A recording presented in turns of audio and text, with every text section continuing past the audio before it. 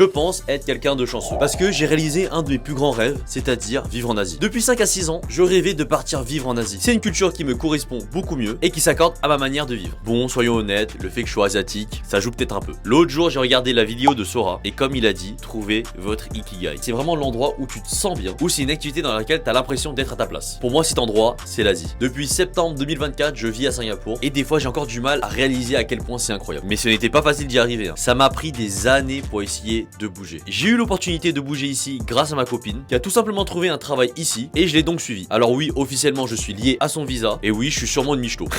Déménager à l'autre bout du monde et se lancer dans l'entrepreneuriat, c'est comme si tu mettais ton jeu en mode hardcore. Mais vu que ça fait des années que j'ai essayé de bouger en Asie et que j'ai réussi, eh bien pourquoi pas pour l'entrepreneuriat. Peut-être que ce sera dans un mois, 6 mois, 1 an, 2 ans, je sais pas. Mais au moins, il faut que ce soit comme mon déménagement. Je lâche rien. Singapour, un pays incroyable, mais c'est pas si simple que ça. Le loyer ici, il est méga cher. Mais pour le reste, c'est assez équivalent à la France, voire moins cher pour la bouffe. Mais bon, tout va dépendre de où tu vas aller manger, etc. Mais ça reste quand même de la bouffe incroyable. En revanche, la culture, elle est fascinante et j'aimerais vous en parler davantage. Je pense créer du format long sur YouTube pour parler de Singapour et pourquoi c'est un hub économique d'Asie, sa culture locale, la bouffe et les événements comme le Nouvel An chinois qui a eu lieu cette semaine. D'ailleurs, ici, le Nouvel An chinois, c'est plus gros que n'importe quelle fête. Tout le monde part en vacances, quasiment tout est fermé pendant une semaine. Si t'as pas fait tes courses avant, c'est la galère après. Si ça t'intéresse de suivre mon aventure à Singapour, eh bien abonne-toi.